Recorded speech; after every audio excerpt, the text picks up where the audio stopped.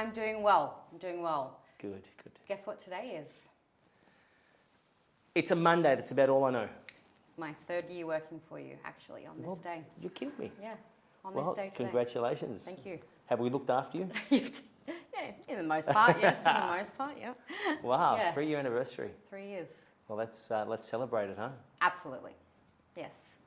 I've gotten some questions that I really wanted to ask you. Sure.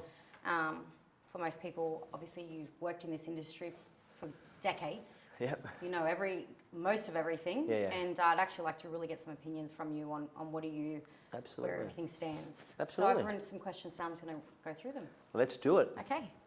Where do you actually think interest rates will stand in like the future in the next coming months? What's your take on it? Yeah, a question we get a lot, as you know. I think the thing to take into account is interest rates have averaged around 7% for as far back as I can remember. Yeah. So most of us, when we started seeing interest rates at 2%, Yeah. now they were good times, but they were never sustainable. You don't want an economy that has those levels of interest rates. And the thing to know about interest rates, and a lot of people won't like what I'm about to say, but higher interest rates also represent a very, very good economy, a buoyant economy. Where do I think they're going to go? The Reserve Bank has a challenging situation on its hands. And it always has, because you make them too low, and it may suit homeowners and investors, but it hurts other parts of the economy. You make them too high and you run the risk of throwing the country into recession. For me, the better question is, let's have a look at inflation, right? Okay. The devaluing of money, the cost of living, and have a look at consumer spending. Because as long as that's on the up, you're going to see interest rates continuing to go up, because the RBA, their only lever, or one of their main levers to knock down inflation, is to increase interest rates. So I think moving forward, the next few months, I think there's a few more rate rises there, but with so many fixed loans coming off, or so many home loans coming off a fixed rate towards the end of this year, I think that's going to do the trick that the RBA wants it to do, which is going to knock down inflation. As soon as inflation starts to drop, you'll start to see interest rates move. So to answer your question, towards the end of this year, start of next year, I think you'll start to see interest rates go in a downward direction. But I don't think we'll see them down at that 2% for a long, long time. And I don't think that's a good thing. Yeah. To have them at that level. I think if you can operate with interest rates at 4%, you've got a really good balance. Okay. So then with that, so let's just say they do start dropping by the end of the year. Should we or people in general wait to get property once the interest rates drop, or should they get them now when we are seeing a higher level of interest rates, which is not always the most comfortable, but should we wait for the end of the year, or should we start doing it now? Well, listen, there's pros and cons, Anna. If you're a homeowner with a principal place of residence, that's going to hurt you a lot more. Yeah. Why? Because you're bearing all the costs and the mortgage repayments of higher interest rates. If you're an investor, not so much, right? As an investor, for a lot of investors, higher interest rates mean higher rents, Yep. Higher tax deductions. But the way to best answer that is, are you in a financial position where you can borrow money right now and buy your own home or invest? Okay, you got to do your maths, you got to do your calculations. At 7%, what are my outgoings? At 6%, what are my outgoings? At 4%, what are my outgoings?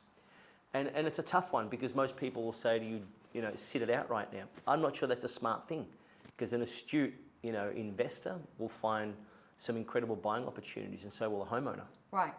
And usually the people that sit it out when interest rates are high are also the people that will sit it out when the market's booming. Right. So they're never making a decision anyway. Yeah. So make sure that you can afford it, and then make a decision. Okay. And I know what it was like when the interest rates were really low. And Because you bought, right? I bought. My first investment was with your company. Yes. Our company. our company, my company, and it has performed very, very well. Yeah. Actually, I never had a problem getting a tenant. I love it. It's great. But the question, I remember working with you a few years ago when the interest rates were so low. Yeah. There was no room for negotiation. There was no room for error.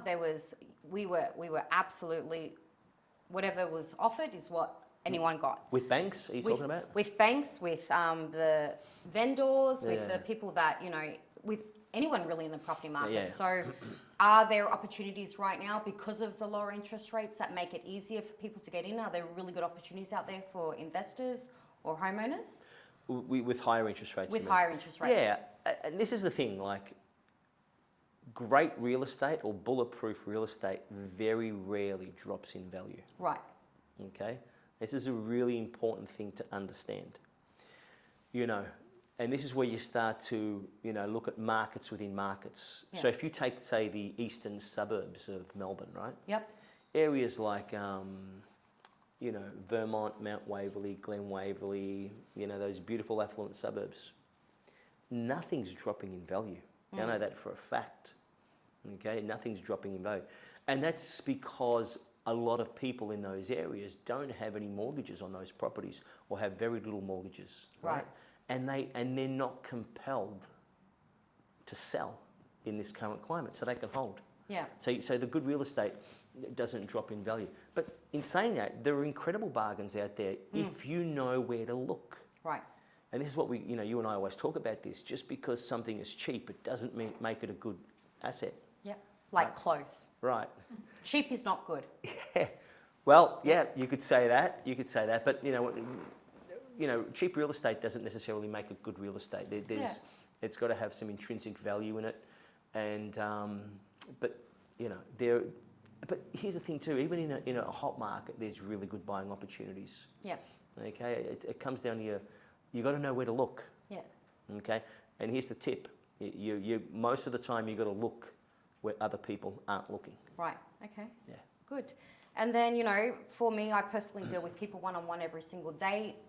New investors, old investors, and people that are just recently getting into it. So from your professional opinion, where do you see the property market going this year? Where do you think it's going to go? Well, listen, I never like to take a short-term view when it comes to real estate. Okay. Because someone always gets disappointed with the answer. Yep. Okay? And I think anybody that looks at real estate as an investment vehicle needs to take a long-term view. Sure. Right? I mean, I've been doing this for a while, and none of what I'm seeing right now is new. Okay. Okay? I've seen it all before. Yeah. I work with guys that have been doing this for longer than I've been alive. Yeah. We've seen this all before. Right. Right? We're never disappointed because we take a long-term view. So property is cyclic, right? It goes up, it goes down, and it moves in a cyclic manner. So you got to factor the highs and the lows as part of your investment strategy. Okay. If you ask me where I see property in the next 10, 15, 20 years, I can tell you that. Can I tell you where I see property in the next 3 months? Not really. Okay. What about in the next few years? Well, let's have a look at what, underpins the property market, right? So population, right? And we're growing as a city, we're growing as a country. Yep. Migration's back. Yep. Okay. The construction industry is the third biggest industry behind health and retail. It provides a lot of jobs, a lot of income to our governments. But one thing I'll tell you is that people are always going to need a roof over their head. I know you've heard this before, right? Sure. But the property market is not driven by investors. It's driven by owner-occupiers. Okay, 70% of mortgages out there are owner-occupiers, or ownership are owner-occupiers. Investors make up 30%. Yep. So, and you're always going to have owner-occupiers out there looking for real estate. As long as you take a long-term view, I think you're going to do well. But a lot of it is going to be dictated by interest rates. It's going to be dictated by inflation and the cost of living. Immigration coming into the country, so things like population, employment opportunities, infrastructure, planned infrastructure. Take a long-term view, because it's really hard to know what the market's going to do in 6, 12 months' time. And I got to tell you, every time I read an economist or I read a commentator talking about the market short term, they always get it wrong. Yeah. They always get it wrong. The media never gets it right. So you've got to look for you've got to know the fundamentals, and you've got to look at the fundamentals of real estate and take a long-term view. Real estate's dangerous, and if you want to buy and hold, real estate's dangerous if you want to get in and get out really quickly. Yeah. Because I don't know anybody that can pick the top of the market or the bottom of the market. And it's kind of crazy to have that thought. It's like, hey, it's a great wealth creation tool if I'm an investor. Let's get in when I can afford to get in. Okay. And let's make sure that we have an exit strategy so we know when to get out. Okay, great. I guess it comes back to that saying, what is it? It's not the timing of the market, it's the time in the market. You bet. Yeah. Okay, good. What is actually better? Buying your own home or buying an investment? What's the best one? And, I've looked at all different things on it, YouTube, everything. And the question always battles itself, but really, which one is better for a person? It's difficult because this one, there's a lot of emotion attached Yes. to this, If you get me to put on my investor hat, is it the right side of the brain, and use logic, Yep. right? It is ridiculous to buy your own home. Okay. It makes no financial sense to anybody. And I got guys on. I know. You and I know guys that are worth 300-400 million that don't have their own home. Yep. Why? Because they refuse to get emotional and they understand the maths doesn't work. Yep. Your own home takes money out of your pocket, Yep. right? With the mortgage is paid for by yourself. Yep. You've got council rates, water rates, building insurances, taxes. Everything comes out of your pocket. Yep. So you look at it and say, oh, does it make sense to buy an asset where it's just taking money out of my pocket every month? Not really. Yeah. Then another viewpoint would be, well, hey, I want some security, I want a safety net. It's the great Australian dream to have a roof over my head and to have full ownership of that one day. Yeah. Now, the crazy thing is that banks understand that every buying decision is emotional. Right. And they play on that. Yep. They dangle this carrot of what's called a mortgage. They make the repayments semi-affordable. Sure. And you take the bait of buying your own home because of the emotion wrapped up in it. Yeah. In this country, you haven't made it, or in most countries, you haven't made it unless you own your own home. And it's what our parents taught us and grandparents. And, we busted our asses off to pay off the mortgage on our own home and have, that piece of real estate that was ours, right? Yeah. And nobody could take it away from us. But at what cost? Right. At what cost? It's and it really, it really hits people's emotions. Now, when you look at it, I think the answer is buy your own home, but not at the expense of your financial freedom. Right. Okay, because at the end of the day, you tell me, if you've got your own home fully paid off, but you've got to work till you die, is that freedom? Is that really what the great Australian dream is about? Right. And I get the home ownership thing. Yeah. I totally get it. And it's not about making people wrong for it, but it's more of a priority and a sequence that you do it in. We see too many people that all they've got is their own home, and they don't figure out till it's way too late that it's like, shit, man, I can't stop working at 60 or 65 because I've just worked out what the pension is. I've worked out that I've got 6 years of super left. Yeah. And I don't have a retirement plan or an income stream because I spent I spent 30 years of my life paying off this mortgage. Right.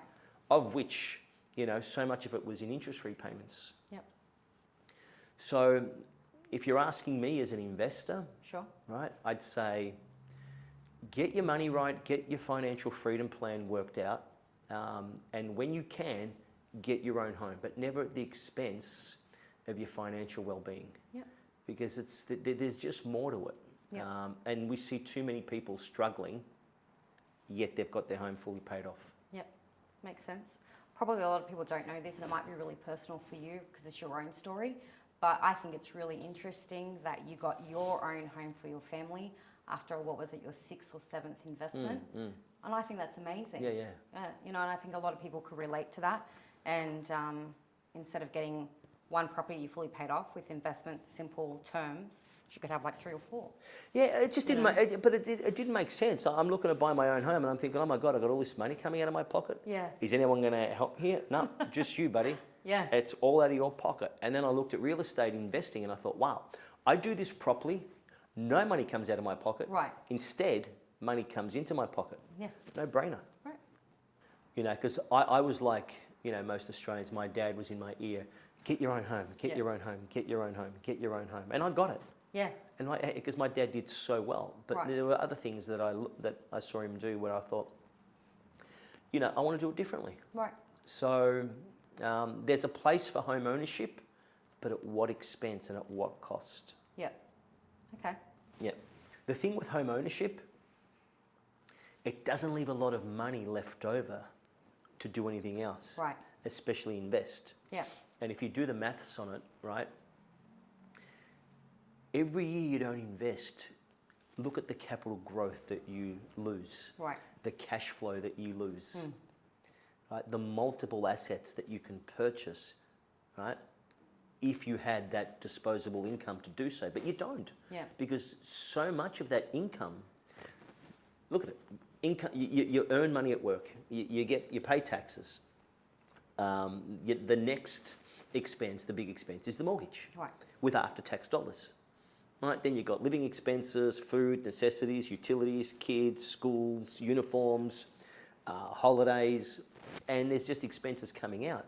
And so much of your income has to go towards a mortgage. Yeah. For me, it was really about, I always want a roof over my family's head, Of course. but I also want freedom. And that's far, far more important. Yeah. Because if I've got freedom, I can be anywhere because I'm free. Right. So then in your own simple terms, what would like rent vesting mean? What does rent vesting mean? People hear it, what does it mean? Well, you know, I'm not as familiar with that terminology as you think, but it's usually rent where you want to live, Right. and then invest. You know, a good friend of mine up in Sydney who, you know, I think he's a billionaire or twice over, Yep. will never buy his own home. And I'm like, dude, why not? And I mean, I know the answer, right? It's like, it makes no sense. Right. I want to be mobile. I want to be agile. I don't want to be stuck in one place. Yeah. I want to be able to get up and leave if I want to. I don't want any fixed contract or fixed agreement. It can sometimes just hold you back too because of the commitment that you've got. Oh, yeah. Where I see people that, you know, are doing extremely well financially are in different locations any time of the week or month because of the flexibility that gives them. Are they doing financially well? You bet. Yep. And this is the thing, like to the logic, to the people that don't bite the emotion, it doesn't make sense. Of course. Right? Because what investment would you make? Would you make an investment that did nothing but drain money out of your pocket? Of course not. No. Well, that's what your own home does. Yep. You know, imagine if you bought into a managed fund or you went into some direct shares, Yep. and it did nothing but take money out of your pocket every month. Wouldn't be a very smart investment, right? No. Even a resource, right? Say an individual, you know, a relationship, a person, right? Yeah. If they took from you every month and never gave back, how long would you hang around in that relationship? Sure. Right? Because that's also an investment to some degree, right? Yep. I mean, I look at our staff. Great team, you're one of them. But you know, you guys, you exchange incredibly. Yeah. But I tell you, if I had a staff member that did nothing more than just cost me money, take, and cost, I'd cut them. Yeah. Right? So, and that's the thing you've got to look at with your own home as well. Yeah. And Yeah, I mean, I agree, Anthony. Sorry, cutting you, but also when you are getting your own home, just from when I do speak to clients, you can only borrow so much to get your own home. And are you compromising where you want to live? You're going to compromise the type of house. Why not live in Brighton and invest everywhere else? You know. You know, set yourself up through investing. Yeah. Where you can then go buy your dream home, hopefully wherever you want without compromise. And let's be clear, I'm not saying you never buy your own home, right? Because I get it. Yeah. It's the priority that's given to it, almost at the expense of everything else. Absolutely. Which I think is ridiculous. Yeah. And sadly, banks have understood this. Yeah. All right, it's like, hey, I need to make $220,000 off this customer. Let me give them a mortgage on their own home for $500,000. Charge them an interest rate over a 30-year period, right? It'll take them 25, 30 years to pay it off. And over that period of time, the bank makes $220,000 from you. Yeah. So a mortgage of $500,000 ends up being 700 plus in terms of what you pay back. Yeah. Right now, what could you have done with that debt? Could you have got that debt and attached it to, income producing assets? Because as long as you're living in your own home, it ain't making an income. Yeah. And it's hard for people to get their head around this because they're blinded by the emotion Right. of owning their own home. It's like monkey see, monkey do, right? We saw our parents do it. Yep. We saw their parents do it, or your friends are doing it. So you feel like the odd one out, and I get that. Yep. But does it make it right? Does it make sense? Yeah. That's good. Okay, good. Thanks for clarifying that. All right, so Anthony, you've had this business since 2009, and you have seen people from the beginning all the way through to the end. So tell me some stories. Tell me about a person of before and after that I really want to know. Yeah. Someone that has come to you with absolutely nothing, and you and your company have changed their lives. Like, Yeah. what's a real testimony that you can tell me? Wow. And you know what? That's the ultimate success, right? Sure. That's the ultimate success. It's all based on the results. And when we're talking about wealth creation and financial freedom, it's measured by numbers, right? And it's measured by numbers, but also measured by quality of life, right? I mean, here's the stupid thing, right? None of us want property.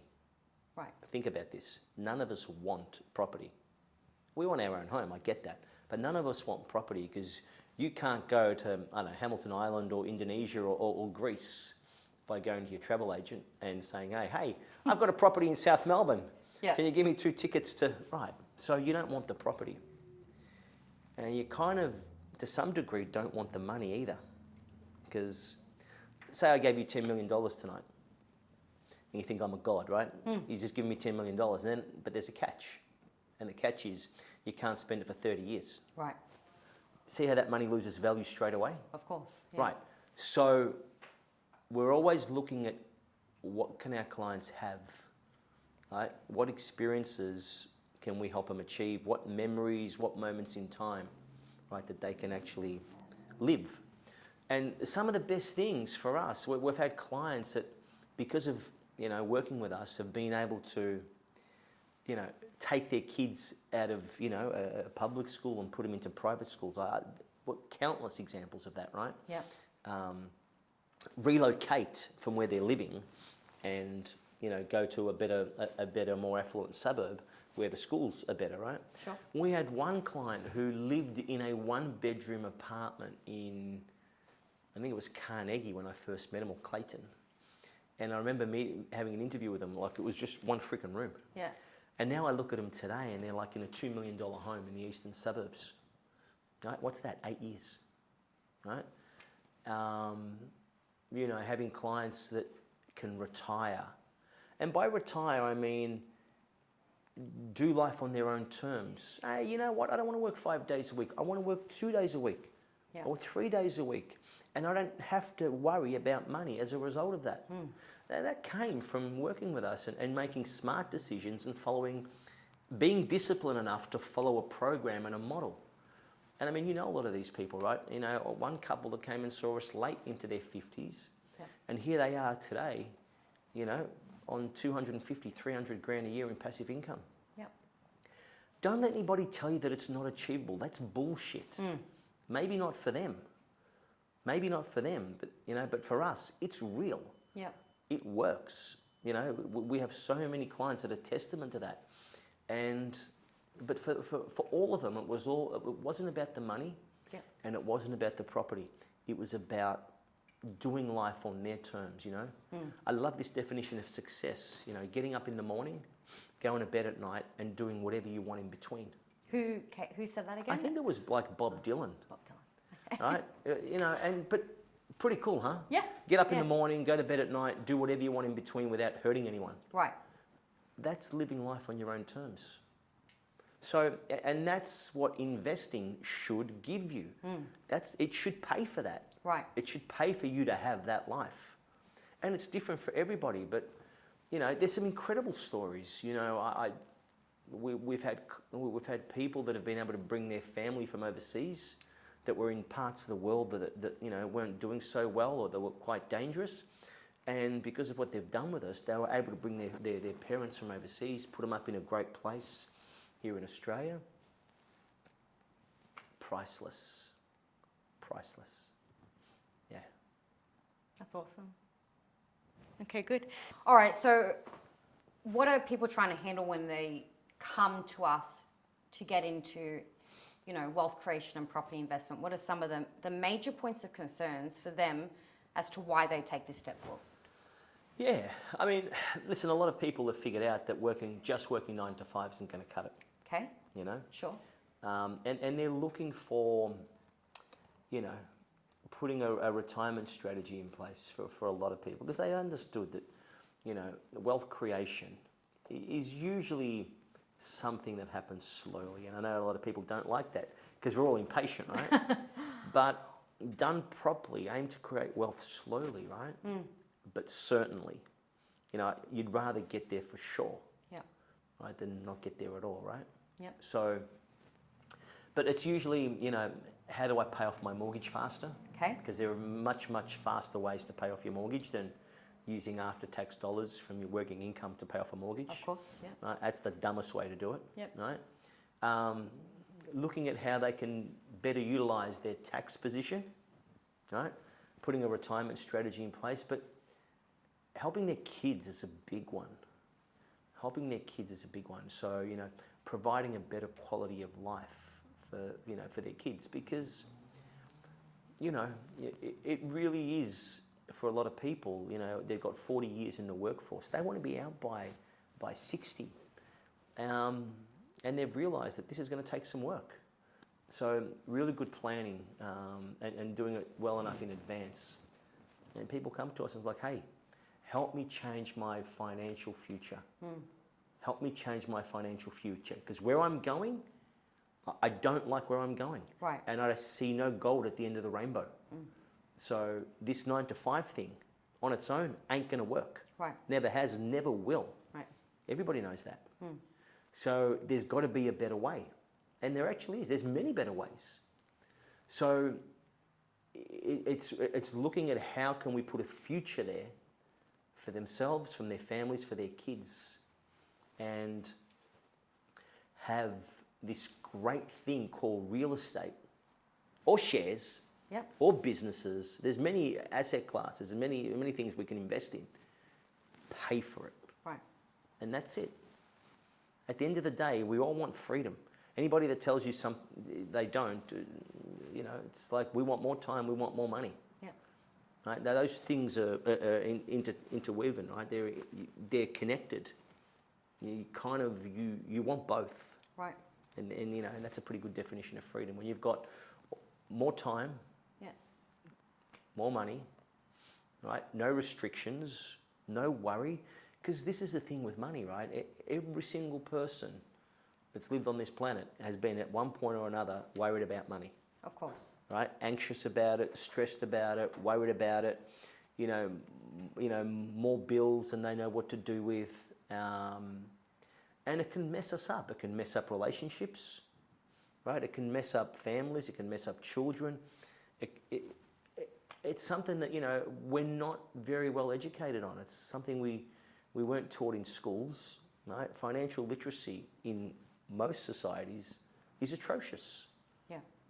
It's ridiculous. Thank God for calculators, right?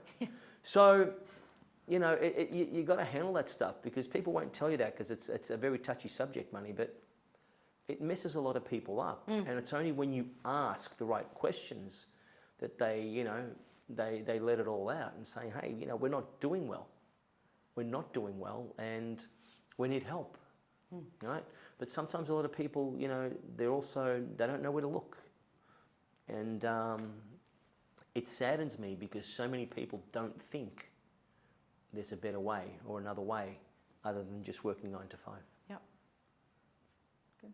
Did I answer your question? You absolutely Are you did. sure? You did. And I guess from every person's circumstances is completely different. You bet. You know, and everyone makes different types of money, everyone has different types of debts. But starting today, how long will it take for someone to have a really good positive change financially so that they are set up? Is it years? Like, what do you feel? Because you've done this for thousands of people. You've been doing this for so long.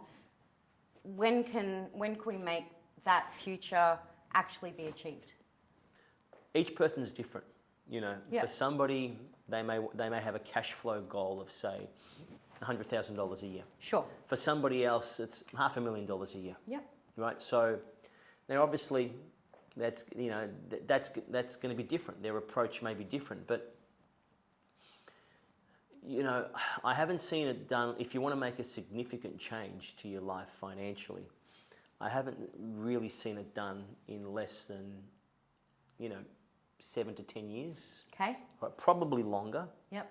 I think 20 years is really a good time frame, and I know a lot of people are probably falling off their chairs right now, right? But it also depends on your strategy as well. Of course. Okay, so if you take the traditional buy and hold, it's probably the safest, Yep. carries the less amount of risk. I mean, show me somebody that bought a house 20 years ago that hasn't increased in value, right? Yeah. But it takes the longest. Right. And as impatient people that we all are, you've got to balance up the risk versus the reward. Yep. So for me, there's usually 4 factors I kind of play around with. Number 1, how much is my money growing by? Number 2, what kind of yield am I getting on my assets, like cash flow? Sure. Number 3, how many transactions do I have to do? Number 4, time frame. So when I'm modeling someone's investment plan, the minute you move one of those 4 levers, factors, whatever you want to call them, variables, it moves the other 3. Yep. So, but I think if somebody can stay in the game for 10 to 20 years and be disciplined enough to follow a model, they'll do very well. They'll do very well. Excellent. I mean, this is the thing with real estate, right? As an asset class, there's just not a lot of guesswork. Yep. Right? I mean, there's so much information out there. It's very hard to screw it up. It really is over a long term. Yep. You know, where people get disappointed or may make some mistakes is they're looking to get in and get out really quickly. Yeah. Now, it's not to say you can't do that, but you know, your level of skill and your level of knowledge has to be up there. You know, if you're like a builder or a developer, you know, they play the game differently than somebody that's looking to buy and hold. Yep. You know, they're creating instant income, instant growth. They're manufacturing it so they can get in and get out. But hey, you better understand the risks involved of doing that. Yep. But for a lot of people, and there's nothing wrong with that, right? For a lot of people, we don't like that appetite. We don't have that appetite for risk. So we take a more slower approach, Yep. but we get there in the end. Right. There's a certainty. But you've got to be prepared to wait it out. So, you know, work to a 10, 15, 20-year plan Okay. and be disciplined enough to follow it. Good. That really answered it for me. All right, so Anthony, I've got a very controversial question for you. Cool. All your questions are controversial. Okay, so controversial. So obviously, we have seen in the past some problems with builders. Okay, so, and we've seen it get better. So if somebody was to start with starting to build a property and starting to get into the property market, and they were to build, how long does it take to build a house right now, today's day and age, from beginning to end, and get it completed? Is it years? You know, what is it? How long does it take? I mean, what are you building? Are you Stock standard 4-bedroom house. Yeah, if you're building a mansion, you know, Of 40 course. square, right? That could take a few years. But Okay, if so you're, investment property, stock standard investment property. right, I mean, again, the definition of stock standard. But let's just take a 4-bedroom, 4x2x2, right? Sure. 4-bedroom home, 2-bathroom, double garage, you know, 25 square home, Yep. 26 square home, assuming that you could start construction straight away. Yep. In this current climate,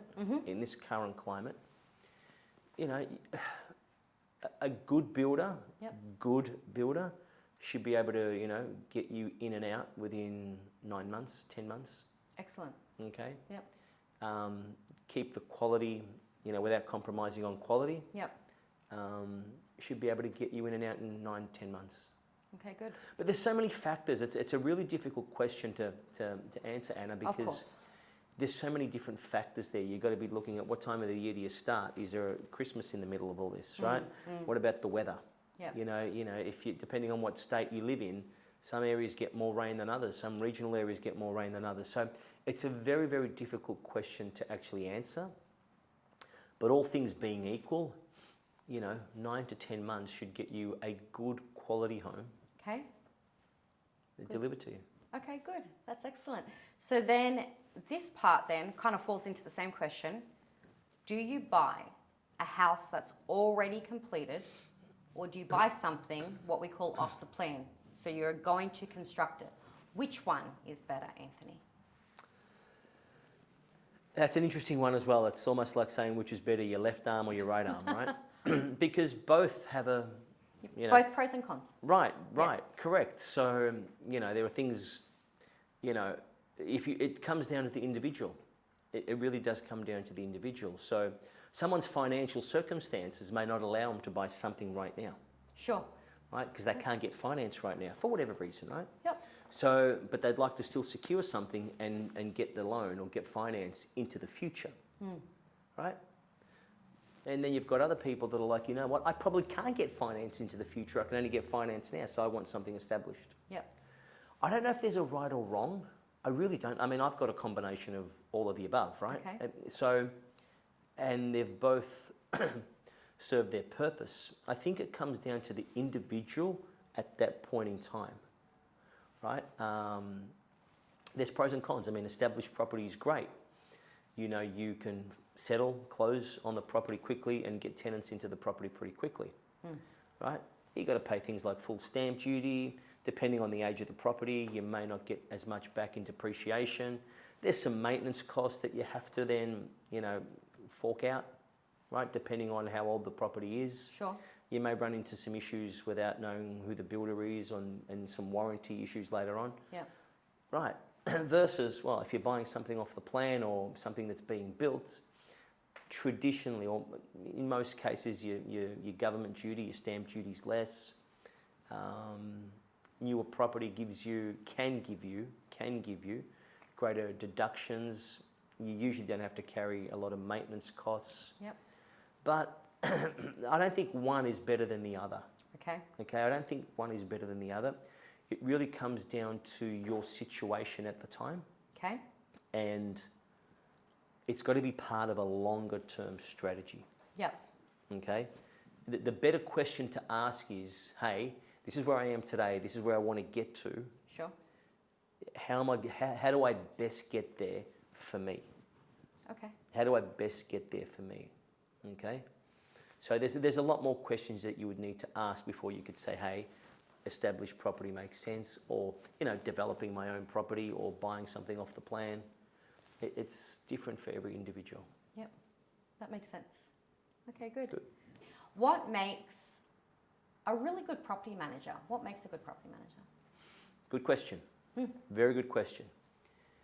I think the first thing you need to understand with property management is exactly what they do Okay. and what they don't do. Right. Because sometimes as landlords, we get our property managers to go outside of what they actually do. Yep. Right? But a really good property manager, I think the best thing is to get them recommended. Get them recommended. It's like saying what makes a great employee. You do some checks, you do some production checks, you do your homework before you hire the person, right? Same with a property manager. Do your homework. But for me, some simple rules around property management. Number one, they must be an investor. Okay. They must be a landlord themselves. Good point. Okay. Number two, I want my rent paid in full, on time, all the time. Yep. It's a lot to ask, but I pay my property managers very well. Right. I insist that I pay them well because I want them to do well, and I don't want them to bother me. So my rent paid in full, on time, all the time, finding me good quality tenants good quality tenants that can, you know, can look after the property, because it is an investment, can look after the property, can, you know, that can pay more rent, you know, when their lease expires, to at least keep up with CPI, inflation. And someone, and this is not to sound crude or insensitive, but I don't want to hear from my property manager. Yeah. I actually don't want to hear from him. Yeah.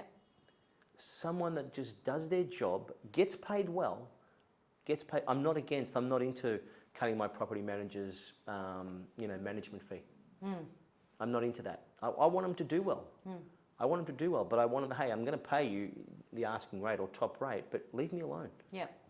Like, it's not because, you know, I don't like you, but you go do your job of managing my properties, so I can go do what I do. Right. I'm going to pay you for it. Make sure my rent's paid in full, on time, all the time. I get what my bills are paid, right? You make it as easy as possible for me come tax time. And you take care of the tenants as well. Look after the tenants. Look after the landlords. And leave me alone. Yeah. But I don't mean that in a cruel way, right? It's like, you go do your thing. Let me go do my thing. Okay. Now, obviously this one would be open to different opinions on the matter, but what is better for an investment, an apartment or a house? I'm going to answer this real simply. Yes. Land content. You know, the building that that sits on the land is what depreciates in value. Yep. And the land is what appreciates in value, right? Yep. So, but it's not as simple as that. You know, again, each to their own. There's differences. I've done very, very well from apartments, as you know. Yes. Done very, very well from houses with large parcels of land. You know, if you told me an apartment overlooking the water, right, where you have uninterrupted views, can't be built out, overlooking the water forever, say, I don't know, on Beaconsfield Parade in Elwood, versus a big house on a big block of land in the middle of nowhere, in the middle of Australia.